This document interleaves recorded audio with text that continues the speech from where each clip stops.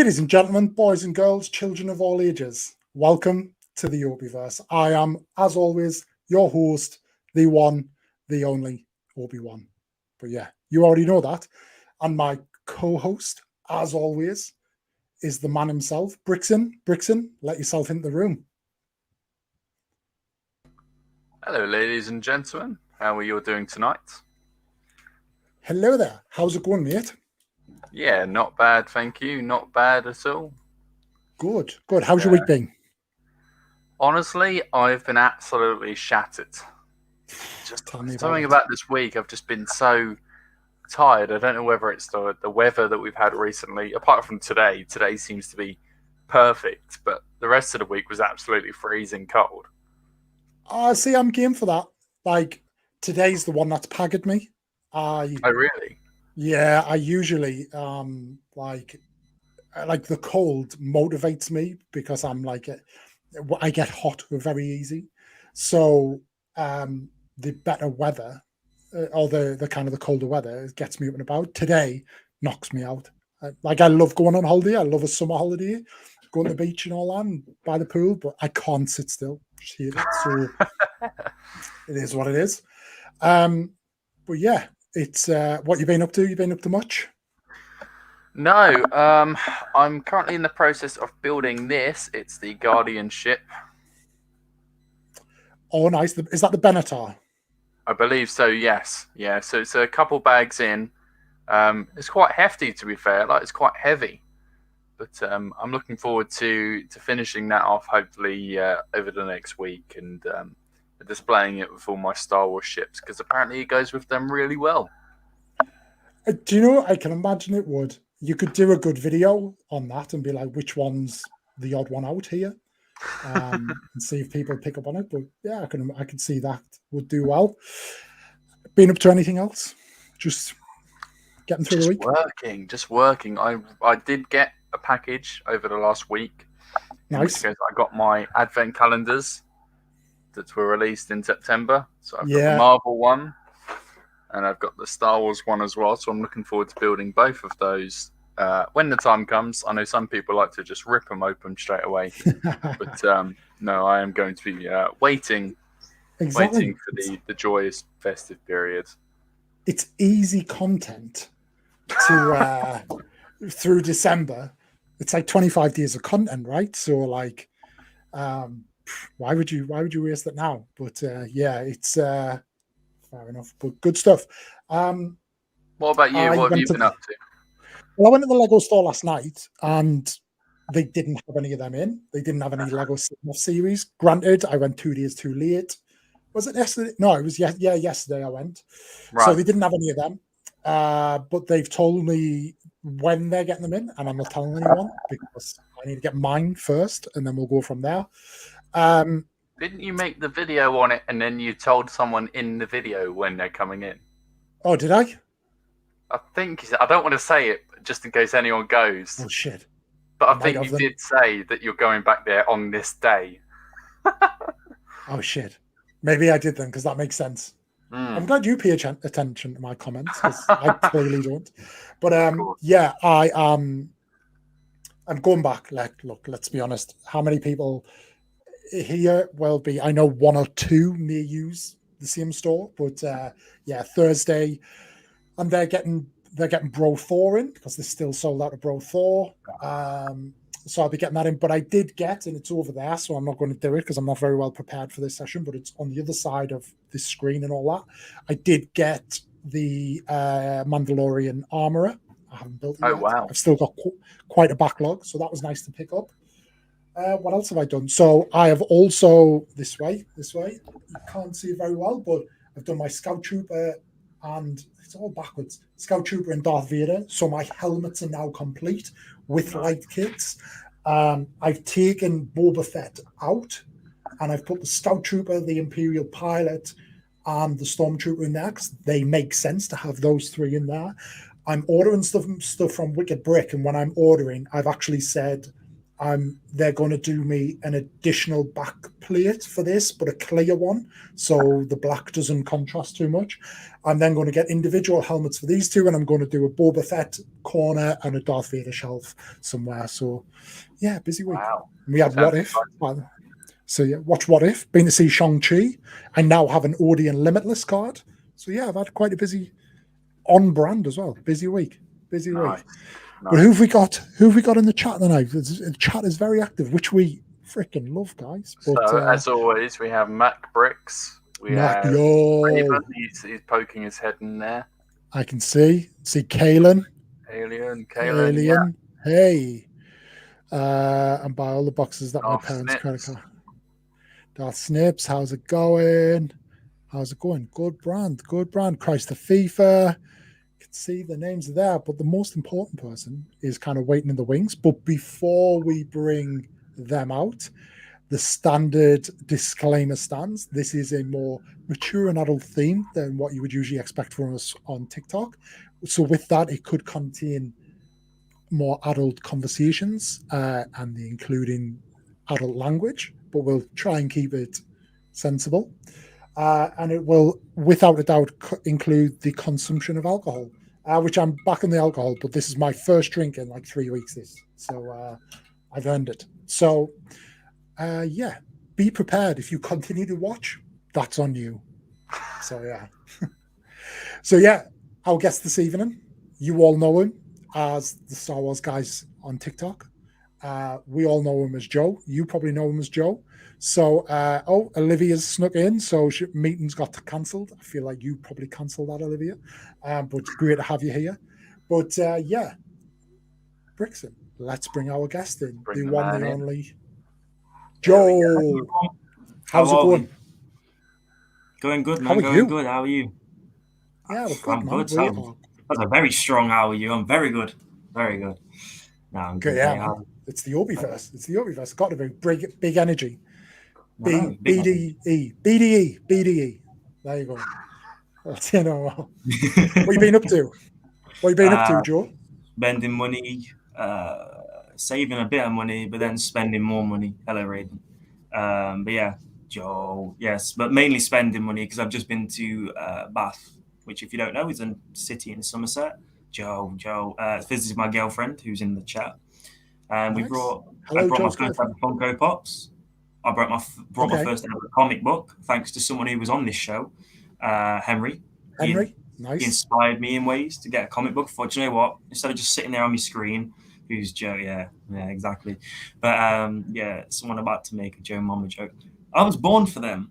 I welcome them. But yeah, that's it. I've just been spending money, man. Spending money. That's it. And I mean, it's there in your title, but where is Drippy Watto? There he is. And I said, we'll get into that. I said to Brixton as well, if he falls, just pretend it didn't happen, because the way he's lent, it's like I'm an architecture, whatever. Yeah, he's like the Leaning Tower of Pisa, the way he's sat. Okay. But yeah. And let's be honest, your things in your room have fallen. So, yes, and they have previous of turning me white as a ghost because I get petrified when Ewoks start falling and making noises. But whoa! No, there's no. I know we said swearing is allowed, but less of that, please, Joe. Less of that. I know. That's the blasphemous word.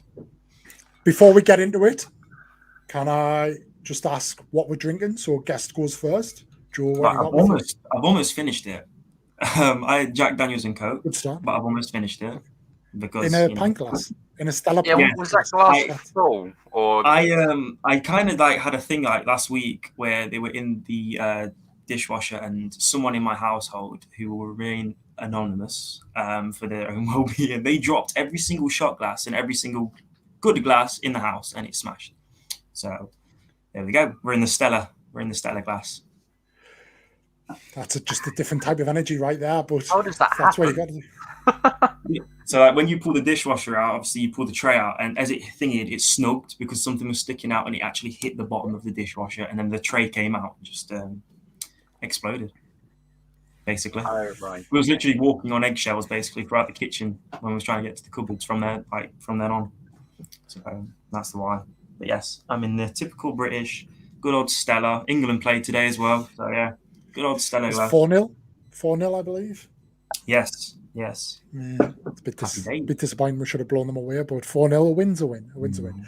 Brixton, what are you drinking? Let me guess. I regret to inform you, I'm actually not drinking alcohol today. That's fine. I'm just there drinking. Is no peer pressure here.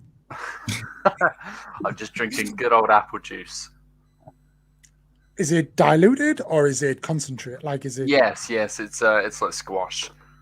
Okay, good choice. I tried to make earlier, and it failed horrifically. I tried to make orange juice from oranges themselves, and it is the most time-consuming and takes a lot of oranges. Horrific process ever. Yeah, you got to cut them all out, chuck them in the blender, and then bloody get all the pulp out because no one likes pulp. Who has pulp in their orange juice? Nobody. Psychopaths, sociopaths, actually, sociopaths. Absolutely, yes, but that is true. But yeah, so, good choice on the apple juice, though. Good choice on the apple juice, and you could quite easily, and I appreciate your energy here. You could very easily have passed off the apple juice as an alcoholic beverage, maybe as a wine, and just kept up appearances. But that's not what we're here for. So it's you're welcome to do that. Myself, I'm on a gin and tonic tonight. So nice. Minimum calories. I know what you're thinking. Well, exactly. It is indeed. Slimline tonic. It's probably less than 100 calories. That'll do for me. You don't drink calories. You eat them. So, yeah. So how much gin is in that as opposed to tonic? To double. So probably about an inch or so. Probably about there. And then the rest's tonic. But, yeah. Let me tell you. Fresh. Please tell me you're scared it, because if not, you should have tonic sat at the bottom, gin sat at the bottom like that. Just like for that, then you get to the bottom, you neck it. Yeah, I'm gonna say. Yeah. I've got a full cocktail station downstairs. It's we don't do things by half in this house, Joe. When it comes to alcohol, I'll tell you that now. But anyway, lads, let's get on and cheers to you all. Cheers. Cheers. Right. Sippy cup. Yes, sippy cup. So. First thing, and I raised this last week. Brixton knows the answer, but I'm going to ask it. The Star Wars guys, but you're one person. Yes. Where did the name come from? There was 3 answers, but there's 2 answers to this question. Brixton knows one. So the first one that I believe Brixton knows is the fact that basically I have a bunch of friends who are always on the marketplace because they have certain jobs where they are on marketplaces for advertisements and stuff like that, or Etsy or whatever. And I don't have the time with my jobs to sit there and look for things, so like Rotter and all that stuff, because he's like one of a kind. But they do. They're always looking for some type of nerdy genre stuff. So I call it the Star Wars guys, because even though they don't participate on the TikTok account like Face, they're but working behind the scenes, finding me cool stuff to get and sending me links and saying, yo, this is cool. Or a Lego set, it might be on eBay. They might be like, look, this is stupidly cheap. You've got to get it, whatever. So that's the one reason. The second reason was the name was taken, the Star Wars guy. So it was either going to be S or Z at the end, and it turned to S. So that's why. But like I say, it's very confusing because someone would be like, oh, like Rolo earlier was like, it's like, oh, yeah, I know them guys a bit. And I was like, it's not guys. It's just me, bro. It's just me. But no, they do help. If nothing else, it's memorable. It sticks. Like, we all know you as the Star Wars guys, and those who have been in your lives or have kind of been in lives where you're there, we know you as Joe as well. But yeah, it sticks. It works. And I feel like, we all end up with accidental names other than Brixton. Brixton has clearly thought out his name. It's an awesome name. No, honestly, and I don't think I've spoke about this before. I didn't. When I started, so I was on TikTok before I got into Lego, from like 2017 or something, 2018. Is TikTok that old? It is, yeah, because before it was Musical.ly, wasn't it? Wow, yes. But it was actually crazy because I created this account. It's Brixton. And I was like, what can I name my... Because some people put like Lego in the name, don't they? It's like the Lego Man or, and to me, well, yeah, that's cool. But, sometimes I want to build Lepin. No, I'm kidding. That's But, blasphemy. I know. Apologies. but yeah, I was just like Brixton. It was official Brixton, and I was like, let's just get rid of official, and now it's Brixton. So yeah, it was spare of the moment, really. It's a good name. It's a good name. Thank you. So I'll give you that one. But anyway, Joe. Yes. Thank you for that. That's cool. Clearly, by name, by scene, from what we see for you, I would say my observation would be Star Wars is your kind of top franchise. And I know you're invested in others, and we'll kind of get into those.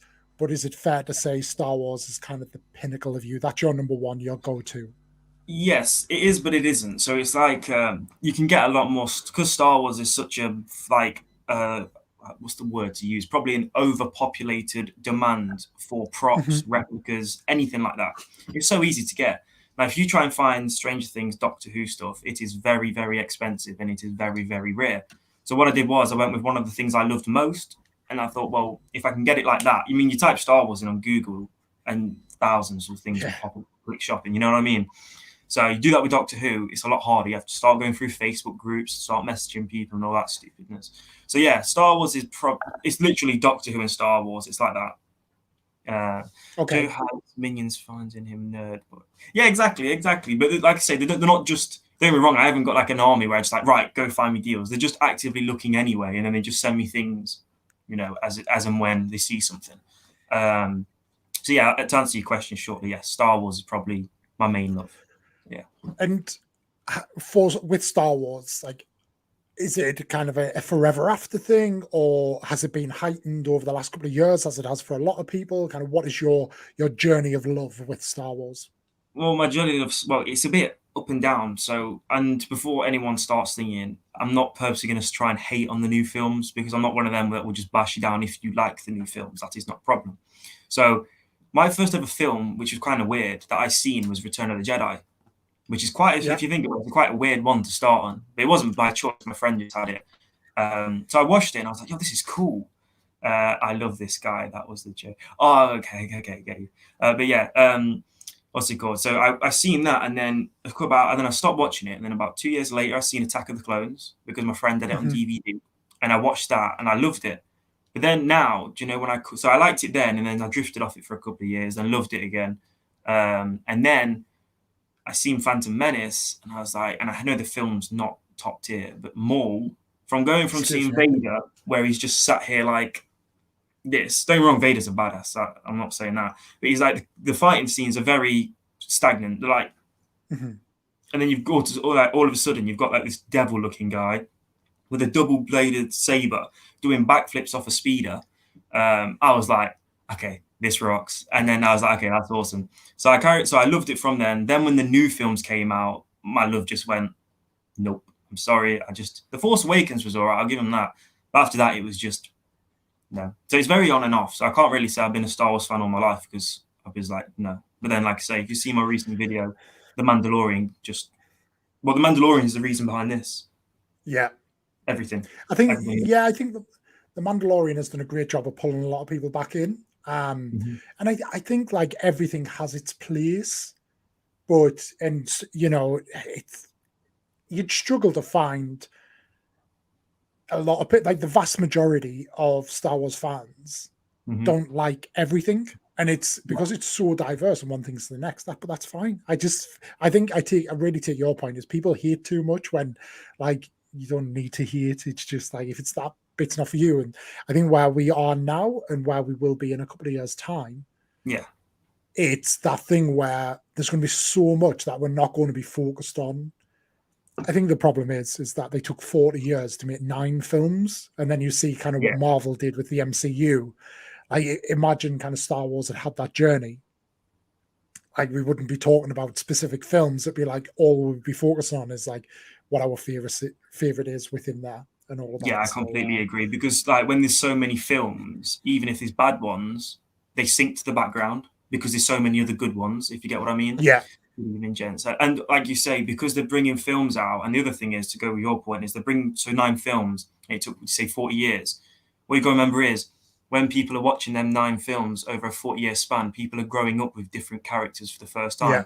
So I know a lot of old heads, but I'm in a Facebook group and they call themselves the old heads. They absolutely hate Anakin, the way he was portrayed. He said it was a Mardi. How was a Mardi teen turned into Vader? It doesn't make any sense. Blah blah blah blah blah. I watched it and I was like, yo, this guy's awesome. I was like, and then obviously when he went all thingy and he's walking up the stairs with the 501st behind him, I was like, okay, this is cool. Because like what you gotta remember is like the old heads grew up with little Jedi around. I grew up basically with there was hundreds of Jedis. Like I mean, look at the Battle of Geonosis, there were hundreds. So it's kind of like because there's different time spans, people are gonna like different things. Exactly. And there's a lot of people now who love the prequels and put the prequels at the top and feel they really put them on a pedestal, and that's fine. Yep. But there's a lot of people who do that and then kind of put a lot of hate on the sequels. Yes. But they don't realize that people like me, who was kind of mid-teens and early 20s as the prequels came out, hated the prequels. Because it just, that's what I mean, the time span, because you grew up with the original films, this is what I mean. So yeah, I get what it's you all mean. perspective. It's all perspective. And I do think as well, that the Clone Wars played a big role in kind of bringing it up, like the Anakin character is the perfect example.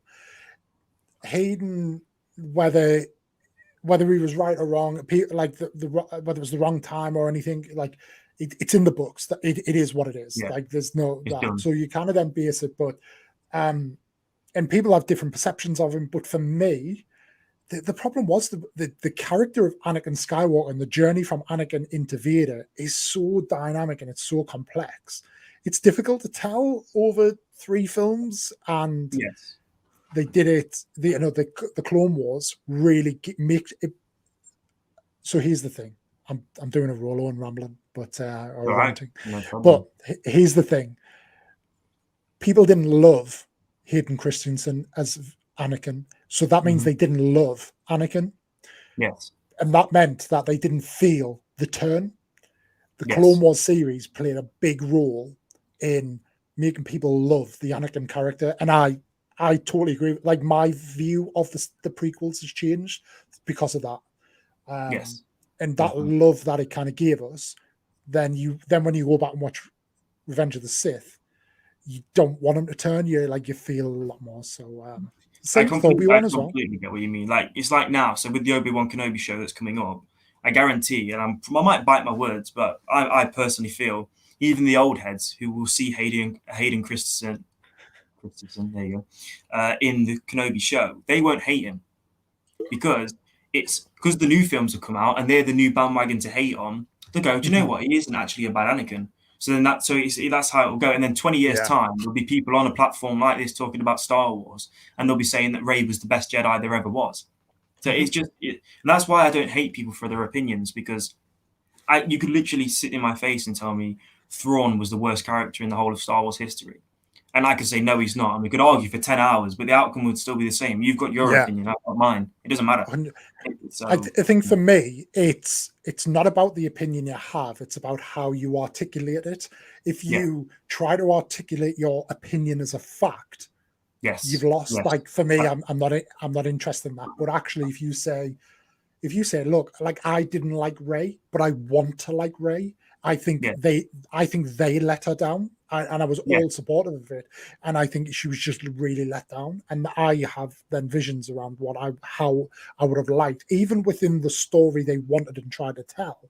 I have kind of an idea of how I would want to play out. But we can see that about so many characters. But I think, as you've touched on there, it's that thing of like, look, 10 years, 20 years down the line, when there's so much more content out, people are just going to like what they like, and nobody's going to kind of hate anything anymore. So, it's very pick and choose, because it's like some people, like they have the brain set that Rogue One isn't a new film just because it follows on to the New Hope. I'm not saying the class it as an original film. What I'm saying is because it's such a good film and it's based around that time period. Yeah, Disney's and the Vader hallway scene. Yeah, Disney's crap. They haven't brought anything out, and I'm like, Rogue One. I mean, even if there was no Mandalorian, no Rebels, no nothing like that, just Rogue One. And I know it's such a hyped film, and I can honestly say it's the only film that I don't think is overrated. In fact, I don't think you can. I think it's underrated. I love personally, it. I Awesome. I think we were discussing this last week, weren't we, Liam, about Rogue One, and about how it sort of does a good job at standing as itself. You know, as a Star Wars film, you don't need to really watch previous films or sort of the ones after it to get a full grasp as to what's happening in Rogue One. Yeah, exactly. It's like a standalone film type thing. Yeah. It's like The Mandalorian. My dad's probably watched 2 Star Wars films and he said he hated it, like absolutely despised it. We watched The Mandalorian over Christmas twice, like every single season twice. He said it is awesome. And it got to the point where when I brought R2 and I got my cosplay, he has to have pictures with me, with them to put on his Facebook. I swear to God, he hated Star Wars. He said, I hate Star Trek, Star Wars, all of that. He's not a big fan. But he watched The Mandalorian and he loved it. And that's coming from someone who's not seen hardly any Star Wars films. So, and this is the thing. So when you like watch interviews with Filoni, and I believe I haven't watched it yet, but there's the gallery on Disney Plus right now where they talk about the second series of it. I need to go and watch it. And from what I understand, it's causing a lot of controversy because Dave Filoni talks about like Ahsoka and how much more, how kind of better trained she is than Luke at the time of all that. And people are like, oh, these kind of hyping her up and all that. And it's creating all the thing and we won't go into it. But when you watch Filoni talk about making Star Wars content, he doesn't try to be inspired by George Lucas. He wants to be inspired by what George Lucas was inspired by. And it was all like Westerns. It was all like, you know, spaghetti Westerns and all of that. That was kind of around in the 50s and 60s, leading into the kind of the 70s. And you can really see that in The Mandalorian. You can see he's basically Space John Wayne. He's basically Space John Wayne. That's literally what it is. I mean, John Wayne's a cowboy, by the way, for the younger people in here. I'm conscious that people wouldn't know. Yeah, I keep forgetting. Howdy, Pilgrim. That's a Peter Griffin impression of John Wayne impression. That wasn't the best impression. No, it wasn't. It was awful. I just went for it and I shouldn't have, but never mind. Put it back in the guest room. We'll start again. So, Joe, for you, obviously being such a Star Wars fan, and then kind of when we look and we all know, like, obviously your collection and what we see behind you is over the time you've had so much more and you've kind of traded in and out, and then we see your Lego and, you know, you touched on, you've started to buy other things. At what point did you do that? At what point did you kind of take the step from being a fan to then investing in merchandise, and kind of what was it that made you choose the franchise of merchandise that you did and kind of to where you are now? Like I say, I'm going to apologize. I'm going to be saying these words a lot. The Mandalorian. So we watched The Mandalorian. This is what time I watched it. So I've watched it 3 or 4 times now. So I watched it and I just sat there and I was like, I wonder if you can get a life-size Grogu, like a teddy bear. Because I don't like to get small. And this is another point on top of what I'm about to say. Some life-size stuff is the same price as what a Lego set is. So just to put that out there quickly. So I Googled it and it said Sideshow, Grogu, life-size, blah, blah, blah, blah. I was like, oh, that's cool. So I typed it on YouTube and I was like, that thing is awesome. So I got him and it took like 4 or 5 months for him to come, because obviously if you don't know, Sideshow is prolific for very long UK shipping times. It's the pre-order can be a year sometimes on top of your shipping. Jeez. So while I was waiting, I was like, I'd love a little R2-D2 to go next to him, which I've got both of them. No, not him. This one. You know, just your normal electronic toy. I thought it'd be nice to take a photo next to each other, just like a Facebook thing, whatever. And then the Mandalorian, because I didn't really like the armor in Mandalorian season 1. It wasn't, obviously, it wasn't supposed to be this big, because it was supposed to be like a portal type thing. Then came season 2, and I was like, that armor looks dope. So I bought the cosplay. The cosplay took ages to come. And then from there, it was like, oh, why didn't I buy a Lego set? I haven't brought a Lego set in ages. So I brought the AT-AT. Then I was like, oh, there's a case for it to buy. So I brought that. And then it just literally, after that, it was just gone. It just skyrocketed. But I started with, so little R2-D2 there was the first thing on my account. I just took a video of him dancing because he sings. He does the cantina music when you ask him to. He does like a dance. So I uploaded it. It got a couple of likes. And I was like, oh, okay, cool. So there is like a Star Wars fan base on here. And then I met you. Well, followed Darth Choco, obviously, as you know. And you two were like... I was on his podcast the other day. Yes, sorry, yes. did I mention that? Yes, he was. But yeah, so I've seen you two, and I was like, yo, there really is like a Star Wars thing out. I knew it was Doctor Who and Stranger Things, but I didn't know there was Star Wars. And then I found all of you lot. And then, yeah, it just boom. And then obviously you showed Reese. He was a Bricklink seller. So I was like, I'll pick a couple of things up off him. And then boom, I've got a Jawa with creepy ass eyes holding Jabba's son with Watto playing the bloody drums on R2D2's head. So yeah, thanks for that. That's it. Yeah, that's it. It just spiraled from the Mandalorian. That's what it was. Yeah, Blim Filoni. Yeah, So, with the Mandalorian, it's a difficult one to ask this because I feel like we'd all have the same answer. But do you have a favorite episode? You know what I'm going to say? It's going to be the most generic one ever. It's when a certain Skywalker walks through and absolutely tears everyone. What about series 1 then? So obviously that would be series 2. What about series? Because there's 2 seasons were very different, right? Yeah, they were very different. To be fair, I think it's probably the first episode because with the Mandalorian, obviously, like I said, I've been disconnected from the Star Wars world because of the new films. I'm not saying the crap. They're just not what I expected them to be. So I kind of fell off out of love with them. And then I seen the Mandalorian, not knowing anything about what it was going to be about. Obviously, I knew what a Mandalorian was because of Django and Boba and all that stuff. But then I watched it and I was like, this is awesome. Because I'd gone from seeing bloody Finn, one of the most wasted characters in the Star Wars universe, on screen, keep shouting Rey, to this absolute gem of a beast in armor with his gun just tearing everyone up. So probably for me, I think is it called the pilot? Like most episode 1. Yeah, it probably is. Yeah, probably is. Yeah. So yeah, that's for me. That's the reason why is because obviously it kickstart. Like I say, if it weren't for you, Choco, and the Mandalorian, I wouldn't be here on TikTok and YouTube and all that. So yeah, happy days. Nice. Brixton, you've seen the Mandalorian, right? I have indeed. Yes. I just thought I'd check because you. Yeah, I've seen it all. Cool. Do you know what? A lot of people, like you mentioned, say that their favorite is when Mr. Skywalker comes in, but it's Master Skywalker at that point. Grandmaster Skywalker, actually. I'm going to call him John Skywalker if I feel like. King. Okay. After that scene, he's got the crown of king. He's king. Oh, that's a bit of a stretch there, Joe.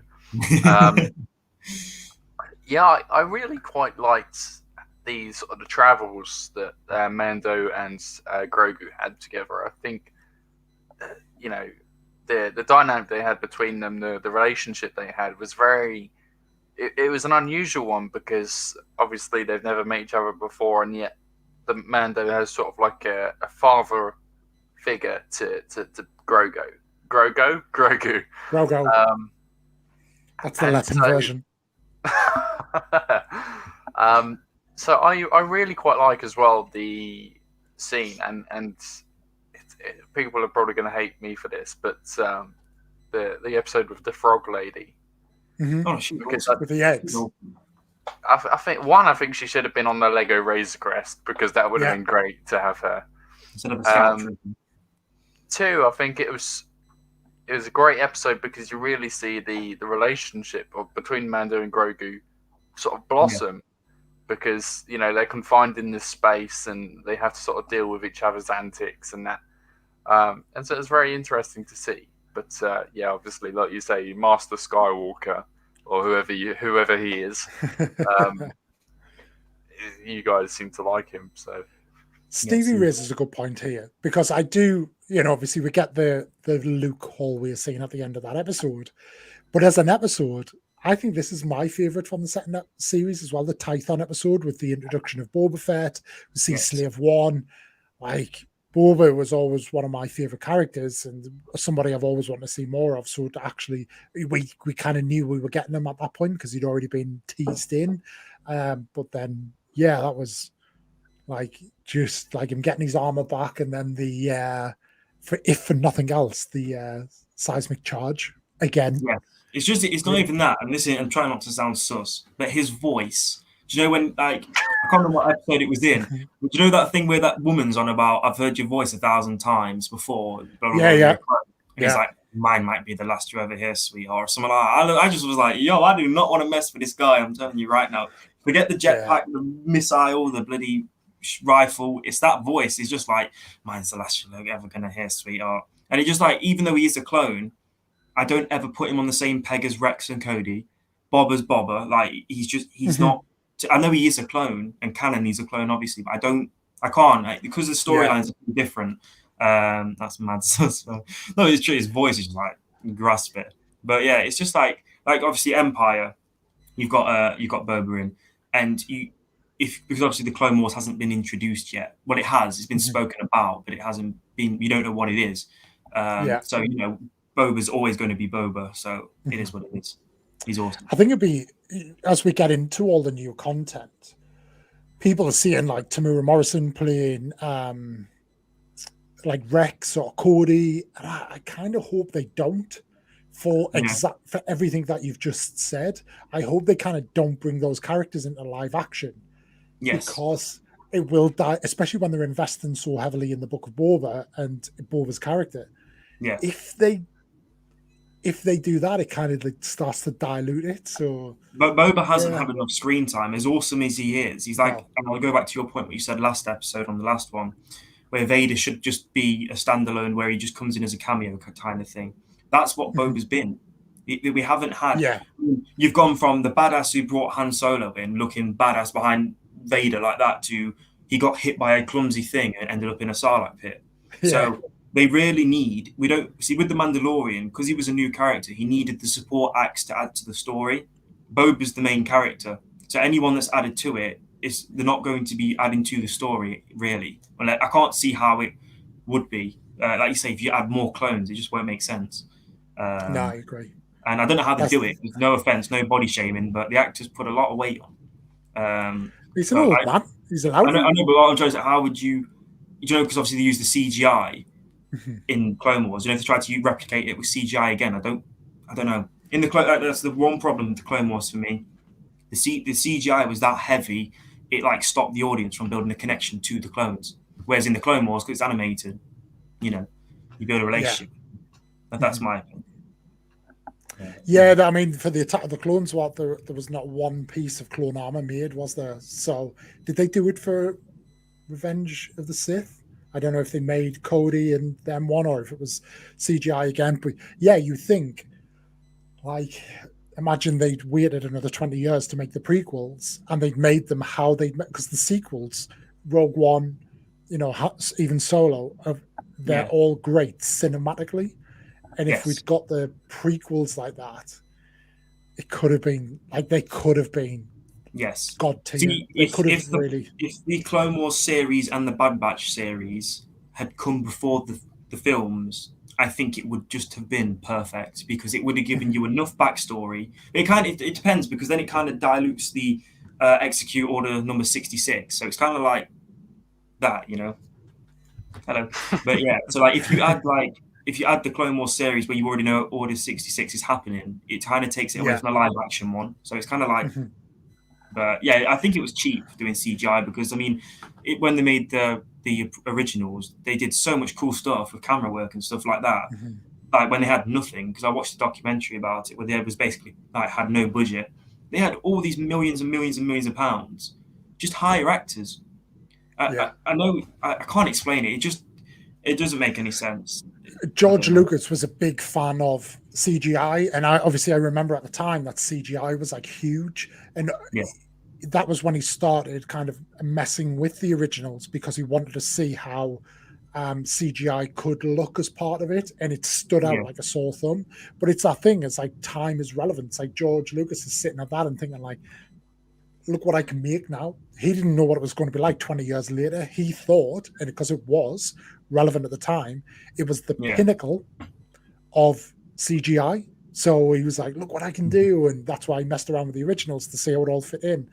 And then you're like, if you'd waited another 20 years, but at the same time, like, as I say, it is what it is. Right? It's the exact same story with Indiana Jones. I don't know if you are Indiana Jones fans, but if you look at the originals, they were beautiful. And the new ones, where you get the skull, that was also an interesting outlook by Star Wars guys. Thank you. I mean, I love this guy as well. Big fan of his, just saying. Fanboy alert. But yeah, it's like, so the originals were amazing. I mean, I was like petrified of that big ass boulder chasing him. And then you go from that to around these schools that lights up and all this CGI work where the dust is spinning. I'm like, bro, this isn't Indiana Jones. This is not Indiana Jones at all. I want some rugged bloke jumping in some cave. I mean, the Ark of the Covenant's pretty far-fetched, but they actually made it work. I don't know how. But the thing with the Ark of the Covenant is it's based on actual, historic stories. People still believe it exists today, and they think they know where it exists and all of that. So but it's somewhat relatable. It plays into like folklore. Exactly. And I think the Crystal Skull stuff does too. I think especially in like Aztec and all that. But the payoff was like it just didn't work. And as much as I love the guy, I can't remember his name. The guy who was in Transformers who played Sam Witwicky. As much as I love him, he just wasn't suited for the Indiana Jones series. He just like when he's trying to do that hard man thing where he's in the bar and they've got the greases on the thing. It just doesn't. I was like, am I watching like a 2000 high school cheesy love drama? And I'm just like, it just doesn't work. I think that makes it work though with Indiana Jones because Shia LaBeouf, I can't remember his character's name, is it's Indy, isn't it? Doesn't he become Indiana Jones? Yeah, does he become Indy as well? Yeah, I can't remember. I haven't watched them for years. I think so. I'm going to dismiss that. I don't know. I'd be wrong. But I think it makes Harrison Ford's Indiana Jones a lot more sort of, we like him a lot more because he's not trying to put on that hard man. He just naturally is sort of a cool guy. It stands out, whereas Shia LaBeouf is sort of trying to put it on that he's, he's fearless. I get the flip side. I get that. It just like I say, because Harrison Ford just pulled it off so well. I mean, there's only one man in existence who could have been a fight scene and he was poorly that day or something. And instead of doing this like dramatic thing, he just pops him, and it still fits within the storyline because you think, that's something Indiana Jones would do. He's just like, whatever, and just. I read that was Harrison Ford himself because they had filmed that scene so many times that he got pissed off with it, and so in the end he changed it and shot him instead. There was loads. There was one that he was ill or something, and there was one that he was just bored because they had to keep reshooting it in the heat. But it was completely down to him. It was just gone. But it's just the sometimes CGI is just, especially the old CGI, you could just tell. I mean, like you say, when you go back, if you get the original Star Wars films on VHS and watch the ones on Disney Plus, and you can see where they fiddle around with it. I just don't like it. I really don't. Yeah, I don't know. I have those VHS, but I don't have a VHS player. But I have those, and that's what I grew up on, and they're just totally different. It's mad. It's crazy. For all of the younger viewers who don't know what a VHS is, it's basically like a DVD. No, sorry, you don't have DVDs anymore. It's like the streaming service, but back in the 90s. Yes. Yeah. You used to have to like rewind. It was awesome. It was like at the end, you had to like rewind. Awesome. Yeah, that was awesome. But that's my thing on it. But it's just CGI can just be too over thingy. But it's like Jabba in what was it? Was it in what was it called? What's DVD? That's true, by the way. I can't remember what film Jabba was in. Not The Last Jedi. Not The Return of the Jedi. Sorry. It was in The Phantom Menace, and they brought him back in A New Hope in the digitized version. Yes, that's it. With the Falcon. That's the exact one. How does Jabba go from looking like? I understand they did CGI. How did he go from looking like that to then in Return of the Jedi looking like a big green lump? So he looks dead young, like he does in the Clone Wars series in A New Hope, but then in Return of the Jedi, he looks like a big bloody bogey. I don't get it. It doesn't make sense. But I bet everyone's like, "What the hell is this? What the hell is VHS?" What a film, by the way! Cool Runnings. What a great film! I feel like what a film! Yes, absolute like no shame confession on my part. This film makes me cry every time I watch it. Oh, seriously. I don't cry at sad films because I don't think sad films like hit, like I don't connect. But like proud moments, like, and it's the bit where the spoiler alert, but the bobsleigh crashes, and then they pick it up and they finish the race, and at that point I'm like, yeah. And then it's when his dad starts applauding him and then shows the t-shirt. That's it. I'm gone. Absolutely gone. Yeah, it's awesome. If these younger ones, if you never watched it, because I'm not old, but if you haven't watched it, I highly recommend watching it. It is an awesome film. I loved it. True story as well. Yes, I don't know if it's true or based on a true, but yeah. That and no, this isn't a true story, but Mighty Ducks. Mighty Ducks gets me a little bit hyped up as well. So it's I just pressed my space button. But yeah. So back to indie though, just whilst we're on that, have you sought out any Indiana Jones Lego yet? If you're an indie fan, I used to own some. But so thinking back, I'm very open, so I'll tell it. I'm not really bothered about telling people whatever. So I have a brother and sister, and they're fostered. They're not blood, but they are my brother and sister. I love them dearly. And when they came, I grew out of Lego, and I said, "Would you like my Lego?" And they were too young. They said, "No, don't want it." So I was like, "Okay, we'll give it to the after school club that they go to. So that way they can still play with it if they want it." So I basically gave away all of my Lego to some snotty-nosed kindergarten children who probably bit the head off Dooku. And so, yeah, I used to have it, but now I don't. God knows where it is. We've all been there. Probably some 6-year-old knows. I don't know. But yes, I used to have it. At least you made the choice. My mother gave mine away. So, and then she did it all again with my brother. So, yeah. Yeah, I have a follower who's had that problem. I'm not going to name him because I don't know if it's a public thing. He has spoke about it on my live. His mum and dad are refusing to buy him sets because he's too old. How old is he? Do they want to join the stream and see that they've got? I said, why don't you show them me, Opie, Brixton? I said all the older generation. Preston builds Lego City. Is that the one with his son? Is that the one where? Yes. I'm telling you right now. I'm telling you now, and I'll put money on this. That guy is going to make it big, because whenever you have a kid, a dad, and a fun activity. Yeah. Well, I think he's only and just. His content's awesome. It's so funny. Yeah, it's Preston. Awesome. I think you're still there, and you've only recently come over to TikTok, and you're on the verge of, if you haven't hit already, 20K. But you're very well established on Instagram as well as YouTube and stuff. But yeah, like for me, it just ticks every box. Like it's clearly one of those things that they thought, let's do it together. And I'd love to have you on, Preston, to talk about this, but like it's that thing of like, let's do it together, let's do it for us. And as you see, that want for that wholesome content is absolutely there. However, he does have a very particular skill that within the TikTok world, he seems to be able to take the lyrics of any song ever or like a line from any song ever and apply it to like a Lego reference. Yeah, that's what I mean. I'm like, this guy's. I watch his videos and I'm like, yo, this guy's 20 steps ahead, bro.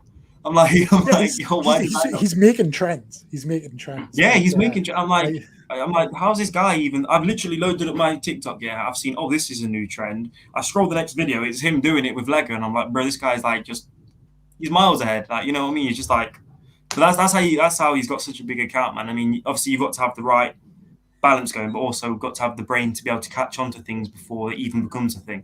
And he's really good at that. So yeah, fair enough. He is. But I think, going back to that point, he does have an epic Lego City, which Brixton, I think you will appreciate more than anyone. Yeah, me and him have spoken a couple of times on Instagram, just sort of discussing cities and sort of other various builds as well. My city is in shambles. Did you ask him if you could be his son? No, I didn't go that far. Can you not? But as you can see, my city is sort of in shambles at the moment, so I need to sort of tidy it up and fix it a bit.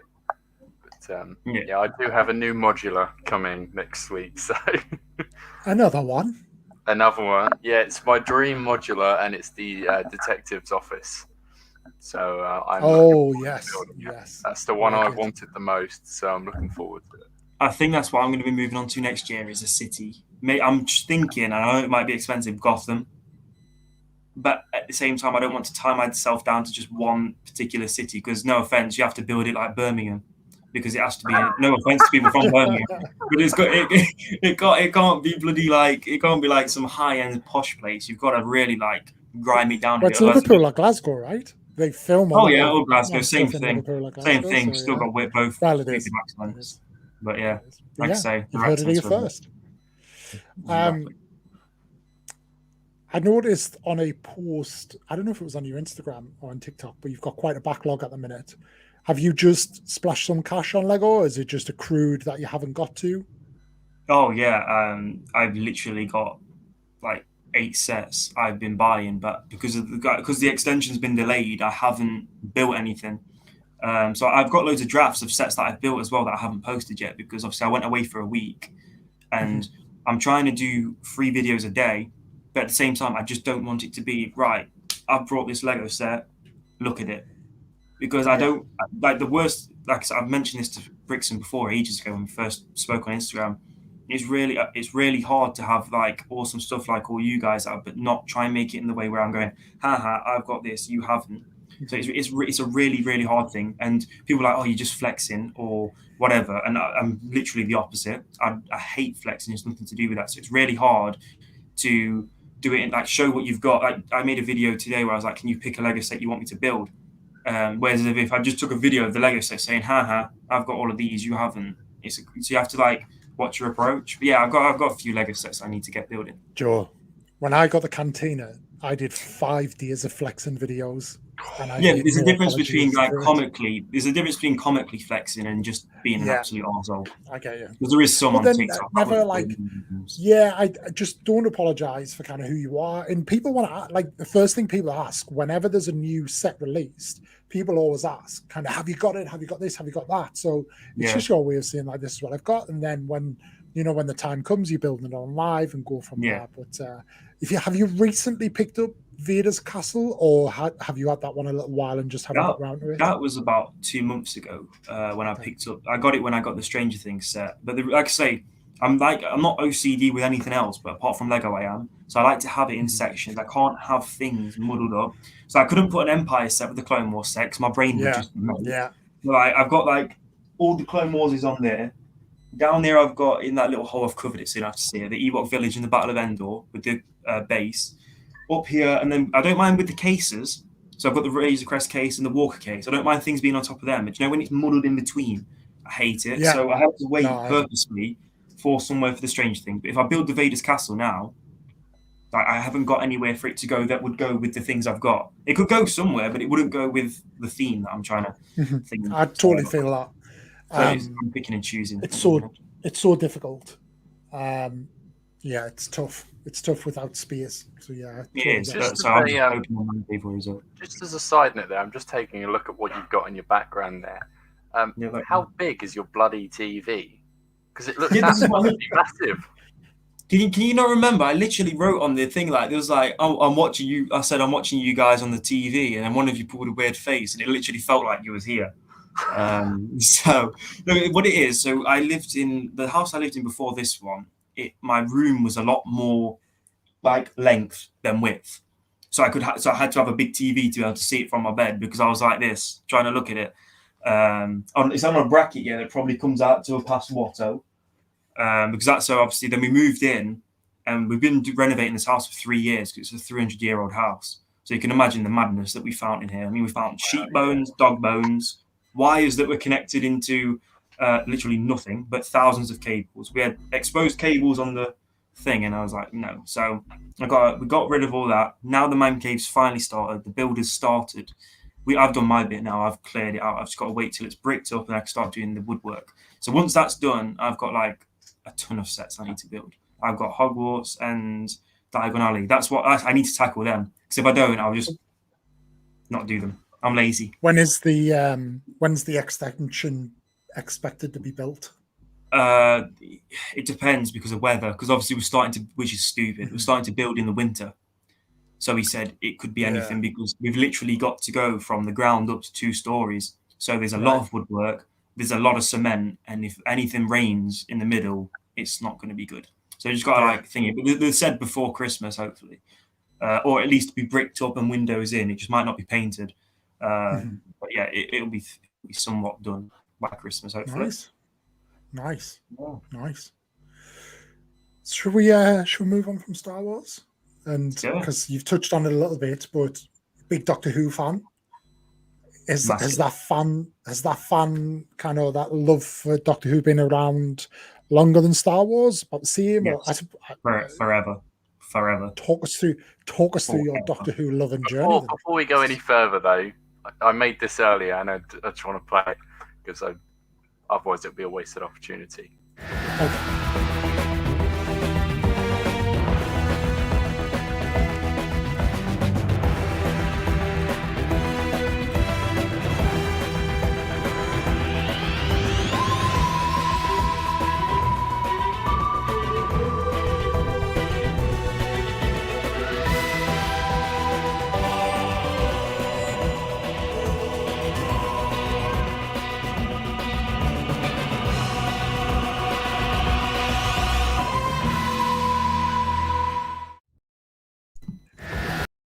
But there you go. Well done. Well done. Thank you. You are my best friend now. Sorry. It's just how it is.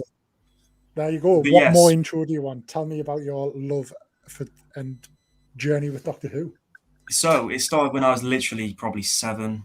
My cousin was the biggest Doctor Who Doctor Who nerd you have ever seen. I mean, he literally had doors that were TARDIS doors going into his room, and everything he took was Doctor Who. He had everything, and it really just kickstarted it. And who was the Doctor then?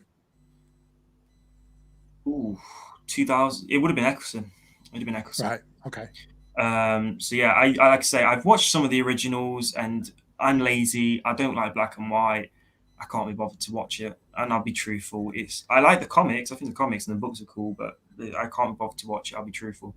But the main reason I fell in love with Doctor Who is because, do you know when you go around to your family's house or whatever on a Christmas and it's absolutely boring, your grandma's drunk off Sherra, your auntie's be screaming YMCA or Jingle Bells. It's mayhem. Did you say YMCA? Yeah, you got kids shouting in background, you got dog barking. Then on comes after EastEnders. It comes on Doctor Who, the Christmas special. And I literally was like, I wake up at 9 a.m. on a Christmas morning. I'm like, when's Doctor Who on? When's Doctor Who on? And then ever since then, and obviously we had, is it Mariah Carey, I believe? She was on, was it Mariah Carey? I think really? So. She was on, yeah, I believe so. Well, I think it was her. Who was it? Madonna or so. Someone was on a Christmas episode, and she was a famous singer, and she was fine. Like, fine. Oh, no. It was Kylie Minogue. You're talking about Kylie Minogue. That's it. Same thing. Yeah. That's it. They're all in the same bracket. The Titanic scene, yeah. Yes, exactly. And it was awesome. And so from then, he just catapulted. And I've always loved Doctor Who, but like I say, same with Star Wars. The new Doctor kind of threw me off, not because of her, but because of the writer. And me and Brixton were discussing this earlier. The writer was absolute trash. I'm sorry to say, he was absolutely rubbish. And what he's done to the storyline, for those who don't watch Doctor Who, he's absolutely destroyed it. He's basically put in canon of Doctor Who that the first Doctor we thought was the first Doctor wasn't the first Doctor, not even by a long shot. Like, I'm talking like 30, 40 generations before out of the first Doctor we ever met. So it's like going into Star Wars and saying before the Old Republic, there was an even bigger war, and it was better than the Empire, it was better than Republic, it was better than all of them, and it kind of diminishes everything you've watched up till then, because you're like, right, a Time Lord's only got this many lives, so you're like, blah, blah, blah, blah, blah, and then it turns out that that's not true, because, so like, how can I explain it? Matt Smith was saved during an episode from the other Time Lords that gave their time energy to Matt Smith, so the new canon series diminishes the whole of that because they didn't need to, because by the new canon now, it seems that he has an infinite amount of lives. So I understand that they tried to do something because they're running on a time span where if they don't work something out soon, the end of the Doctor's lifespan is going to end. So that means the show's going to end, which they don't want to because they're actually progressing for more funding and stuff like that. So I knew they had to do something, but to completely just turn around and say, yeah, the Doctor basically, this is a big spoiler. So Brixton, if you want to just do your thingy-mabob, it's kind of like, basically they turned around and said that the Doctor was the Time Lords. The Time Lords as a people weren't a thing. He was the original Time Lords. So they had Gallifreyan people, and they basically did tests on the Doctor, and they took samples and they created Time Lord energy out of him. So what you've got is the man who blew up his home because it had turned to absolute anarchy between the Daleks and Doctor Who. You've got the bloke who did that was actually the creator of that. He created the whole of the Time Lord, according to the new timeline. But like I say, you're not allowed to do it. Same Star Wars. You can't pick and choose what's canon.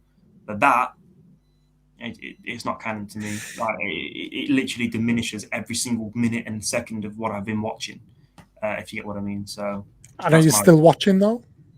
Oh yeah, I'm still watching. Man, when Daleks come on, even now I'm like, oh my god. It is what it is. But like I say, there's a new writer, so that's why I'm watching. Okay. But what's funny is, even though I hate the time, like the story of it, the episode before that episode, where it diminishes everything, that's my favorite episode out of her time on it. It's the remind me of her name. I always forget. Jodie Whittaker. Is it right that she's looking to leave soon? Yes, she's left basically. She's wrapped up. They've wrapped up filming, so she's theoretically have they confirmed the new?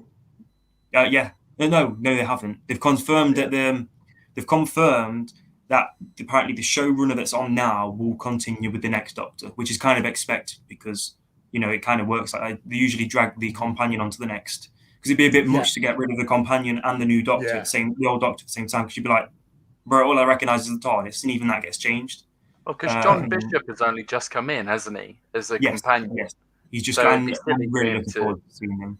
I'm really looking forward to seeing him. And to be fair, the recent companions haven't been bad. They're a bit like, from a distance though, they are a bit odd. Like John Bishop, Bradley Walsh. Like I haven't watched it, so I can't comment on actually how they've been. But you look and you think, well, I wouldn't have went for that. But it's very British, isn't it? For like when you think Doctor Who now is very international and it's very big in America, you'd think that they would have kind of really played in, and it's a positive thing that they haven't, because they continue to kind of keep it at what it is, which is a really positive thing. And they like to bring in somewhat unknowns. Like Jodie Whittaker was known, but she wasn't big. Matt Smith wasn't big.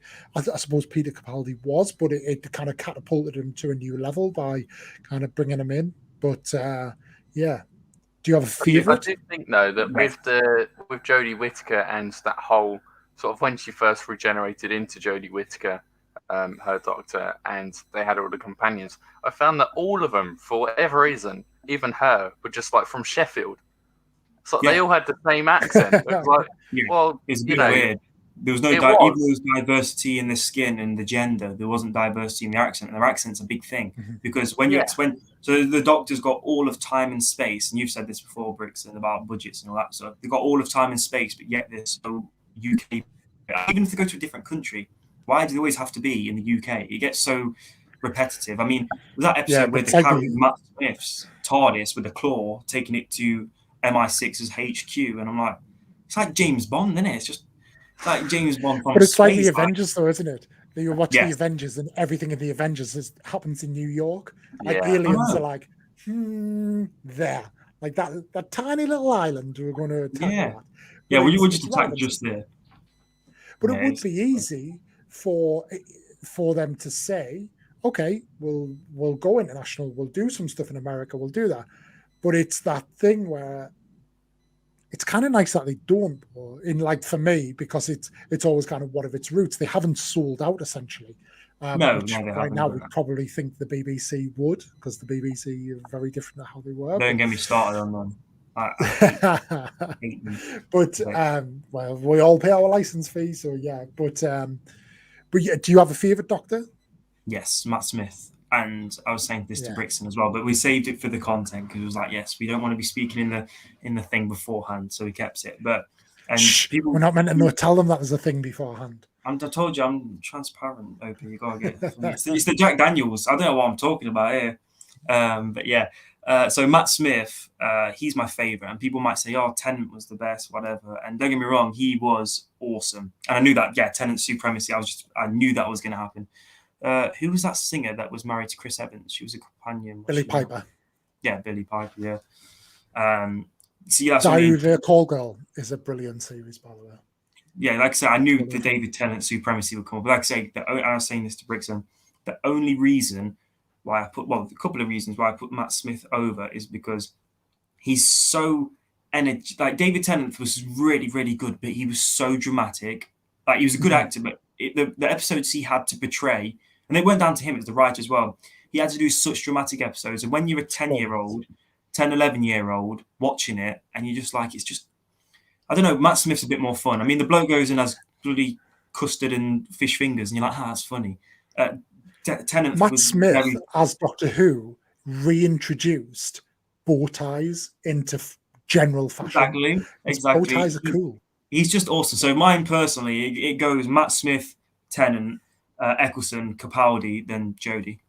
That's mine. Oh, and then obviously you've got the Doctor, because that's messed up as well. The War Doctor, he was pretty cool. I like that. I think that was pretty dope. But yeah, Matt Smith all the way for me. He was energetic. He was less serious, but then he did that episode where it was A Good Man Goes to War. And I seen personally, even though Tennant was crazy, like with his energeticness, if you've never watched Doctor Who and you just want to watch one episode, watch A Good Man Goes to War, because it is the most dramatic thing I've ever seen. I've never seen someone with such a generic face, chilled looking person with a bow tie get so angry. And it's like, it was crazy. I'd never seen anything like it. I mean, you've seen Tennant get angry, but afterwards. Which episode was that? I wouldn't know it by name, but I'd probably know it if you told the story of it. So the Amy Pond's child gets abducted by the Shadow Proclamation, and it turns into that clone type thing. And then when it picks it up, it's that flesh stuff, and it like literally dissolves in a hand. And the Doctor goes around picking all his companions up, and the big blue guy, I can't even remember his name, he says, if the blue box ever turns up on your doorstep, didn't mention Jodie Whittaker. Yeah, I did. I said Jodie at the end. So it's Jodie's the bottom, but not because of her acting. It's just because the writer, which is unfair, but yeah, it's just, that episode was awesome. It was just, he got all his companions and they went and warred, and the Doctor doesn't go to war. He fights, but he doesn't. It's the first time they've ever said that the Doctor's waging war on someone. He literally hunted them down by blowing up an entire Cyberman legion just to get some information out of a tiny little computer. He literally went, you want to do this? Why should I do it? And then they turn around to this window scene, and you just see the whole of the Cybermen Legion get blown up. Like, just done. I thought it was pretty cool. Especially as like a younger viewer. It's pretty cool. But cool. I thought genuinely Matt Smith was, and I was really invested in Matt Smith. Like, you talk about the Christmas New Year specials, like always watch those. And it just felt like when they switched to Capaldi, it's a bit like. I like Capaldi, but it's a very, very sudden change of pace. You go to because Capaldi's dark. Like, I don't think people realize how dark his character is. Like, it's almost not Doctor. I love Capaldi's stuff, but it's a really, really dark turn to go from this happy. If anything, they should have done it where it was Matt Smith, child, Tennant, child, sort of man, then to Peter Capaldi, because then you're going fully. So that it kind of goes like that, like, because that's how they are. So Matt Smith's basically a child, and then Tennant's got a bit more seriousness about him, and then Capaldi's just bloody. He's like a goth. I mean, the bloke's a badass. He walked away from Gallifrey with a guitar on him, like over his thing. He just like, this guy's a rock star. He's cool, but he's not my thingy. But even though Matt Smith's my favorite. Do you reckon that Christopher Eccleston was slept on? Because although he was quite serious, he also had that comedic effect, didn't he? Where he would, he would joke about his ears or something like that, and it'd be, sort of a bit comedic. Yeah, I think Eccleston is the he's not as bad as that, but he's the Jar Jar Binks of the Star Wars universe. He gets a lot of hate, but there's some people that has a cult for him and absolutely love him. So he definitely took the brunt of it when he didn't deserve that. But I only put Eccleston over Capaldi because Eccleston made me fall back in love with Doctor Who, because I'd watched the old episodes before at my granddad's, but I'm seeing this guy with a young girl and stuff like that, and he's absolutely smashing it. Like, he's killing it. He's absolutely killing it, and he's doing wicked storylines. I mean, you watch it now, the CGI is crap. I mean, absolutely disgusting. I watched it. I rewatched them again the other week, and I was like, yeah, that was really bad CGI. But it's the episode where I can't remember the name of it. He's on the space station, and there's that woman plugged into all the computers, and it's the episode, I believe, or am I getting it mixed up? Yeah, I think it is. It's the episode where he meets Captain Jack and he becomes immortal from that point. Oh, right, when they have the Bad Wolf Station. Yes, the Bad Wolf Station. Got, what's it called, Big Brother and that on it. that episode alone solidified Eccleston at least third, because he was such a good actor at that point where he sends Rose back to save her. She comes back, he saves her again. Then Captain Jack becomes immortal, which is thingy. And because I'm a massive fan of Torchwood, I watched that episode quite a lot to keep thinking with the thing. But yeah, that's my rant. Matt Smith first, Tennant second, Eccleston third, Capaldi fourth, Jodie fifth, just because she has a really bad writer. I know that's not fair for her, but you can't see an actor's true worth if they haven't got anything to go with it. Now, you can have a cool actor with a bad script, but it doesn't work. Even if they absolutely smash it, it still doesn't work because they're only following what they're told. So, well, one of my favourite actors would argue against it, but I'm not an actor, so I wouldn't know. But Stephen Graham, who is a god of an actor, in my opinion, he says there are no such things as bad roles. There are no bad scripts. It's kind of what you do with them. But I feel like he would, like anything he does, just turns to gold. And it's probably easier said than done. But there's definitely there's definitely bad, maybe not bad scripts, but missed opportunities is the word. And it happens in every franchise. And I think that's it, is within a franchise, it is more difficult to expand on a script or a story because you're restricted by the broader story, rather where he's probably talking about it in isolation. Like he does a lot of like one-off dramas and he can really kind of make that his own. So it is very much that. But yeah, any clue? Like, are there any hints of who the next Doctor is going to be, or is it just no? All I know is they had like a little event, like a Comic-Con type thing, where they released the new trailer to the new series, which was crap. It showed nothing. Like it showed, I got more information from theorists on Doctor Who thingies than I did that. Have you seen it, Brixton? It's literally nothing. Not yet. You literally get more information in the bio of the description of the trailer than you do the trailer. Really? So they haven't. Is it a teaser trailer though, or is it a proper trailer? It's proper. It's on the Instagram and all sorts, on the Facebook. All of it. They don't show anything really that's interesting. But they're very tight-lipped, to be fair. I can't think of anything where a Doctor's been leaked before. They're pretty tight-lipped. So, there isn't anything that I'm aware of. Talking about sort of the political side of Doctor Who, obviously we've had with Jodie Whittaker being the first female Doctor. Would you say that now if they were to go to... because obviously they've made this massive change into making the Doctor female after so many Doctors being male. Yeah. So do you reckon if they were to go back to male, that it would cause sort of controversy because they've sort of done this stint almost of having a female Doctor? Probably. Now they're going back to... Personally, I would prefer a female. And the reason being is because females, I know this is going to go against whatever I'll say anyway, females can do more things than males in that perspective, because males, it's very hard to get, because males are supposed to play this certain role. It's literally the stereotype of anything. Men are supposed to be somewhat emotionally detached. Women, the storyline can be driven a lot more better for emotional, because obviously women are supposed to be more emotional. Like I say, I'm going off stereotypes. So if you have a woman, you can look at the emotional side a lot more than you can a man. So men get angry, women get care and compassionate towards the person. So personally, I'd like another female. But then again, if you have another female, they're just doing another female to keep everyone happy. So it's like, if you do 4 or 5 females and then switch to a male, they're going to be like, oh, why are you switching back? So it's like, you can't win. You physically can't win.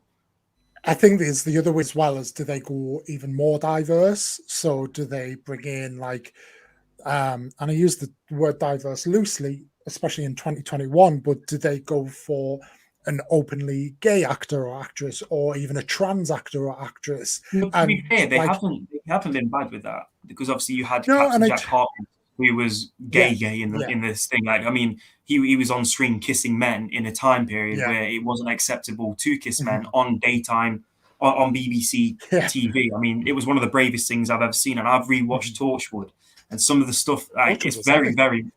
Torchwood is graphic in that respect, isn't it? Yes, exactly, and they got away with it. And I think that, to be fair to them, fair play. I mean, they showed gay, they showed lesbian, they showed everything. They showed everything they possibly could, and that's why I love like them type of franchises, because in Star Wars, right? And this is why I know the world's still backwards. You can have a 6-legged alien with 5 eyes, no one will bat an eyelid. You have a transgender actor, and oh my god, it can't be allowed in the Star Wars universe. But it's just like I say, I'm very if you're happy, I'm happy. I've got views, obviously, with religion. I won't push them upon people as long as they don't push their views upon me. Same with anything. Same with Star Wars. If you're happy, that is completely fine. Just don't try and push your agenda on me. I won't push my religious agenda on you. Same. It's just being mutual. It's the bare minimum. Showing respect for each other. So, but I just think that the world needs to grow up because there's a lot of like, ooh, you're gay, whatever. Just like Mrs. Brown. I can't stand Mrs. Brown, by the way. I cannot stand Mrs. Brown. No. Do you know who will be a good doctor? I can see it in the future, and you might look at me a bit strange. Millie Bobby Brown, when she's older, I think she'll make a perfect doctor. No. The girl had the dynamic range of acting at the age where I was picking bogies out my nose.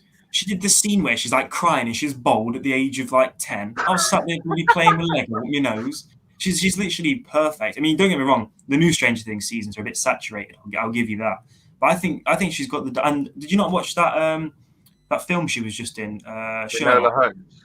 No, Holmes. I think she was pretty good in that. To be fair, she was. But I don't know. I know she's British anyway, but at the same time, I just feel like she would put not too much of a diversity, but she will try and make it her own and twist the storyline to fit herself as opposed to try and fit herself into the character. And I know every doctor needs to be their own, interpretation of the Doctor, but I feel like she would completely twist it. Well, it depends how she grows. Like I said, I'm not about now. I'm talking about like 5-6 years. Maybe if she grows, because she is quite immature. And I've watched the bloopers of like the Stranger Things stuff. Even though she's a child, granted, she is quite immature. Yeah. So maybe if she grows up a bit, I think that maybe if the maturity levels reach, I think she could. If she needs to reserve herself. She needs to put the role before she puts herself in it. So but I think she could be a contender. Maybe. I think you and I went to do the same thing there, Brixton. No, we did, yeah. You can do it. Or the other one. How are we? Oh, there's the.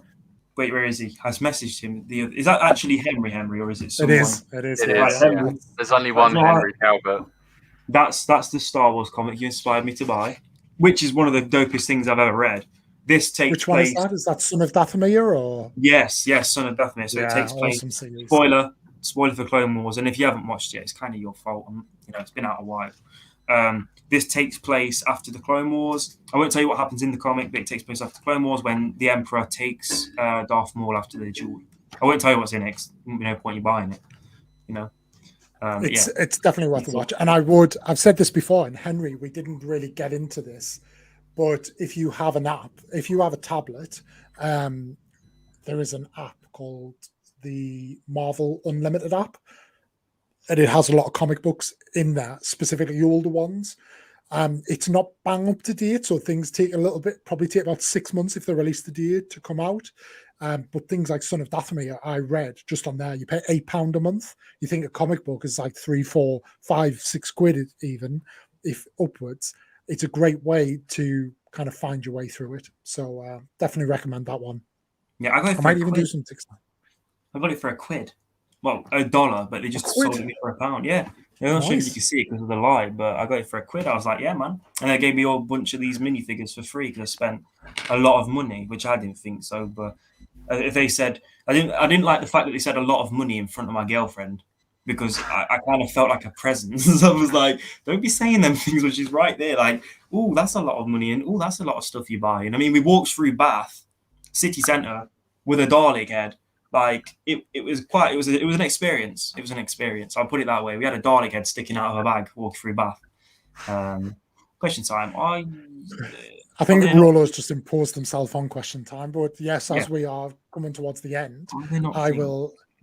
So are there not things that they included in Star Wars that would have been impossible without CGI? That you're glad they use CGI to create, i.e., pod racing? See, I agree with Rollo's statement. I don't agree with the pod racing. I think they could have done the pod racing purely because if they can do the Death Star scene back then and the AT-AT scene, I think they could have done the pod racing. But I completely understand what you're saying. But for me, and I think it's quite a weird one, I think Phantom Menace is actually worse for CGI. I mean, it sounds weird, but you go from like this beautiful coloured underwater thing where Jar Jar and obviously all of his Gungans live, to going into these halls which have no colour whatsoever because like a marble effect. And it just kind of like when you're going from these big bright CGI scenes to go into these dull, like, I can't explain it. Have you seen, obviously you've seen Phantom Menace, but you know, like the marble effect they've got on the walls in the corridors in the palace. Yeah. It goes from a really, really beautiful looking thing to nothing, to people running through in, which you can clearly tell were costumes at the time because it just looked like it was out of like a costume shop, like with the with Padme's Queen Amidala, the guards, you know, with the red thingy with the red hats. Yeah. See, I agree. I think there is some things that needed to be CGI, but I think they should have just balanced it out a bit more. Yeah, if they'd made that, so pod racing as an example, if they'd used that today, they would have used, it would have been live action. It would have been set in an actual place. They would have sourced a location, and they would have used some actual infrastructure, to some tangible infrastructure to scale it around, and they would have then used CGI to build it out. A great example of that is Rogue One, with the scene where they enter the base on Scarif. That was filmed in Canary Wharf Tube Station. I think I mentioned this last week. And then what they did is they used CGI to off the frame to really build it out, and it just scales and gives it depth. That's what we would have got if the prequels were made now. Like that's what, like pretty much like the whole of the prequels, other than kind of obvious scenes, are filmed in green screen, and it you can see it, you know, whereas, you know, that's what we had at the time. They couldn't have done what they do now back then. So yeah, I get that. Like, I get what, like you say, I've just seen Henry's and Rolo's thing. Like I understand what they're saying. Like pod racing, you kind of need some CGI. For me, it's just the fact that the film was all over the place. If you know you're going to be going to different cities with different colors, with different things, you kind of have to balance it out. You're going from this big green massive field where the Gungans and the droids are fighting, which you can see is CGI to the point where you're like, that is just stupid. Yeah. So then you're going to flicking back into the palace where it's dead dull, flicking back out to the point where it's got these big purple balls, blue balls that are being thrown with all these droids and Gungans, to back to the bloody palace. It just, for me, it's not the fact that they use CGI, it's the fact they didn't make up for the CGI when there wasn't using CGI. It's not what you're using, it's how you use it, and that would be my thing. Is the whole setting is CGI. They should have used live action shots and used CGI to enhance it. However, I will say, as I've kind of touched on there, that probably wasn't an option at the time. It was full kind of models and all of that. If they were to do it again today, that's exactly the way they would have done it. But they just couldn't do that, you know, back then. And George Lucas was obsessed with CGI and he got carried away with it, maybe. But I think, you know, probably Attack of the Clones is the one that suffers more with the clones and the CGI. It's really bad. Like, I love the Clone Wars. I think it's a cool film. I'm not saying it's a brilliant film. I say it's a cool film because you get a lot of information, and obviously you see the start of the Clone Wars, which is cool. But like you say, it's just a bit iffy. Like you're going, like especially the battle scene of the Geonosis part where they're actually in the arena. That bit was, it's difficult to watch without nitpicking the CGI. You're a bit like, just CGI doesn't age well. That's the problem. Is it's always getting better. So we compare it to what we've seen now, and that's the issue. But you know, when you look at the originals and you look at a lot of the scenes there, which are models and kind of stuff, they have aged a lot better than the prequels, in my opinion. But Joe, over to you as we start to close. But what's your favorite Clone Wars arc? Not ARC Trooper, arc as in a story. Yeah, ARC Trooper Jesse. See, it's hard because obviously it's going to be somewhat... My favourite clone's Cody, but we don't have a big enough arc for me to say he's got the best arc. So obviously it's going to fall... For me personally, it's going to fall down to Rex because that's his right-hand man. But like I say, that's my answer. So Rex has got the better arc, but Cody's my favourite clone. So it's like, because we haven't got enough information on Cody, really, especially live action. Maul for me. And in the... Maul. And in the Clone Wars, he was kind of like the... He's like Harry Potter. So, you know, like when the family come round, Rex goes to answer the door as the big fat cousin, and Harry Potter gets shut in the cupboard. Like, go, Cody, you're not wanted. We want Rex. So that's how I see it. But yeah, Rex is awesome, but just Cody's my favorite. So yeah, that's the answer. So Brixton, as you couldn't answer that, I'm just going to ask you how the diner build's coming on. Yeah, so it's pretty much done. I haven't done any edits. Henry, I'll take you in the video. I made a video on TikTok about it. I need to get more bricks basically because I've run out. But yeah, it's at an acceptable level. Probably not at its best, but yeah, I'll take you in the video later so we can have a chat about it. I'll hand this question over to you guys because I'm fuming because I only just not brought that 8080, so I'm fuming about this UCS one coming out. I'm fuming. I'm not getting it. Are you getting it, Brixton? Probably not. I can't even make these 8080s bloody stand. So a UCS 8080 is just not going to stand up well, is it? You need to get the wicked bricks. Honestly, they said they're going to. I think awesome. I've seen a mock-up of it, like from the China factory models and all that, or the Japan ones, and it's looking all right. But I'm not. The thing's going to be huge. It's going to be Falcon, Star Destroyer, gunship size. It's not. It just doesn't fit for me, so I won't be getting it. But yeah, let's. There's a lot of talk about Spider-Man 3. I like Spider-Man 3, and I'm just so. So my wife just won't watch Star Wars, but she loves Marvel stuff. So we went to see Shang-Chi the other night, which is fantastic, by the way, and I'm not going to say anything more than that's that. That's all I've heard about it. It's fantastic. It's awesome. Like possibly the best origin story because it's very different. Like his story starts kind of in the middle of his story, which is really good. And he kind of learns more about himself, so it's brilliant. But even my wife's like excited for No Way Home, so we are. I think everyone is. I think even if you're not a Marvel fan, nobody cares about like the Eternals. Everybody's just like, give me No Way Home. Yeah. But yeah, Sky Cinema have. So if you haven't got Sky, look at Now TV. But Sky Cinema and use CD keys. So there's a website called CD Keys where you can buy Now TV passes pretty cheap. Mm-hmm. They do like a 2-month Sky Cinema pass for about £8 or £15, like totally worth it. But they have the original trilogy, then the Garfield 2 on there as well. And then I think the other two, the Tom Holland 2, are both on Netflix. So you've got to kind of go here, there, and everywhere. But it's Spider-Man 3 is a good watch. It's not bad. Like for me, Tom's an awesome Spider-Man, but Tobey's for me nostalgia, purely nostalgia. Tobey's the Spider-Man for me. Like he just is. I grew up watching that, and I know it's such an arrogant thing to say because Tom Holland smashes it and Andrew smashed it as well. But for me, Tobey's always going to be Spider-Man. I think of Spider-Man. I picture Tobey on the train, on the subway, pulling it like that, and that's just that. Like I say, that's just me being arrogant. I think that's it. As everybody has a bit like Star Wars. Everybody has their Star Wars and their vision of it. But yeah, it's so what. Last kind of question from me is like, what's the one film or TV show over the next 6 months that you're looking forward to above anything else across all genres? What is that one that you are looking forward to? That's easy for me. Stranger Things. I've been waiting so long for this, and I wasn't that bothered until I realized that. So I watched the last episode, and I went to like an idiot, went to the credits, came off, went to sleep. Next day, my phone's pinging from my friend saying, "Did you watch till the end?" I went, "No." I went, "Did you not see Hopper?" Blah, blah, blah, blah. Like, what are you on about? And then because at the end of this thing, there's like a thing showing that obviously, like I said, I'm not because Brixton put the thing, so I don't want to ruin it because I'd be sick if someone ruined Stranger Things for me. Spoiler. So you see Hopper alive. Well, you gents have seen it, or are you not bothered? Yeah, I'm not bothered. Hopper's alive. He's in Russia by the looks of it, and there's another Demogorgon. So I thought that I got super excited now, and then I keep seeing the trailers, and I'm like, okay, I need to see this. But yeah, that's it. That's what I'm really looking forward to. I'm a big Stranger Things fan, massive. Nice.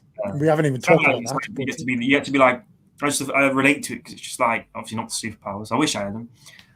It's just like the nerdy stuff. I just love the fact that it's just a couple of random people sat there playing Dungeons and Dragons, and I don't know, it's just awesome. Absolutely love it. Any nerd, I highly recommend watching it. I think that morning was a bit late. I tried to stop it. I tried to get And then I was like, yo, Brixton, put your... I do That's apologize. fine. I'm sorry. It's been over a year for Stranger Things, so like I think it's just one of the programs that I don't want to ruin for anyone. Yeah. Brixton, is there a thing that you're looking forward to most? I don't know, to be honest, because I'm seeing all of these, advertisements for various TV shows and that. I think movies-wise, I'm looking forward to No Way Home, just because obviously everyone is. I want to see, whether Doctor Strange is Doctor Strange or whether he's Loki or whoever else is theorizing Mephisto. Yeah, not going to be Mephisto, but still. So I think that's what I'm looking forward to most, is just because recently we've had Marvel films come out, but we haven't had the good old Spidey, or it's been a couple of years since we've seen him, so it'll be nice to see him again and see how his plot develops. Fair enough. I take it you're a big Spider-Man fan. I am, yeah. Spider-Man's probably my favorite superhero, I suppose. What do you think to the fact that now it's his suit that is basically? I know he's got this Peter Tingle, but now it's a lot more his suit that does the stuff than actual him. Like obviously in the originals, like when obviously Toby, it was him. He got bit. He had the thing. It wasn't the suit, but with Tom, it's a lot suit based. So what do you like? I'm alright with that, because we've seen the origin story twice already. We've seen him get bit by a spider, and with Tom Holland's Spider-Man, we don't actually know as to whether he did get bit or how he got these. Because whilst he is smart and that, I do feel as though there's some kind of sides that is actually biological for him to have this Peter Tingle. I'm surprised he didn't take that role, because have you seen the bloke doing gymnastics? Like they had really ungymnastic actors play the part where it's natural, and then they get the most athletic Spider-Man they've had yet, where it is a pro at gymnastics and it's a fitness freak. Not do the I suppose it's actually harder, to be fair, to film the actual where it's coming out of him than the suit, I suppose. So you got to do all the things where it's like that. At least with the suit, it comes out of the suit. So if the suit's CGI, you can make it come out of the suit. If not, you've got to try and kind of do the CGI out of his fingers and stuff. I suppose that's something. Yeah, it's true. I don't know. I'm just looking forward to it. I think it'll be very exciting. Yes. For me, I love Marvel, but Marvel, I like, as much as I scrutinize Star Wars and look into the lore and the connections and the Easter eggs, Marvel, I just enjoy the ride. I love just sitting and being like, yeah, this is awesome. And then I'm always amazed by the Easter eggs and all that. Theories by T is somebody I watch a lot on TikTok. He's brilliant. I'd love to have him on here one day. But he's honestly, he'll go and see a film, then the next day he's right, here's 10 minutes of Easter eggs. Where the hell have you just pulled that? Even what if? What if's 8 o'clock on a Wednesday morning? By 10 o'clock, he has a minute-long video with 5 Easter eggs in, and the deep Easter eggs. That's amazing. But yeah, I really enjoy the ride. Can I just say, I've been sat here laughing for 5 minutes of Stevie's comment, and I've been smirking, and I didn't want to be smirking while you lot were talking because I wasn't on a bike. Which one is it? The small horse one? My wife says I'm the guy that works in the arcade in Stranger Things. Do you know the guy that's can I get a date with Nancy? Yeah. Sorry, Stevie, you made me smile. But yeah, that's cool. But yeah, Darth Walkerfuss, I don't like the fancy suits about Spider-Man. But yeah, I think it's cool either way. Spawnsy, I didn't even see him. Good night, Spawn. Good night, sorry. But yeah. Anyway.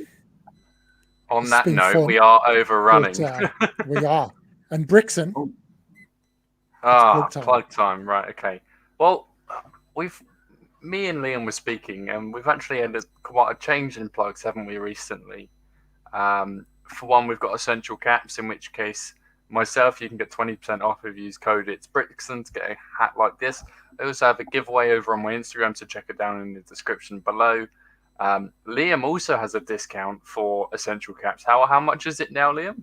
It's 35%, Brixton. 35%. That's absolutely amazing. They're almost giving them away, and they pretty much are. But, yeah. So if you guys want a hat just like this, or just like the ones that Liam has there, head down to the description, click either mine or Liam's Instagram post, head to the beacons and Linktree, and you'll be able to get one for 35% off. Look at that. Absolutely amazing. Secondly, that is a photo. That's a statement. That's a statement. Secondly, you can also get 15% off Game of Bricks light kits if you use code IT'sBrickson. I haven't plugged this in a while, so I probably should.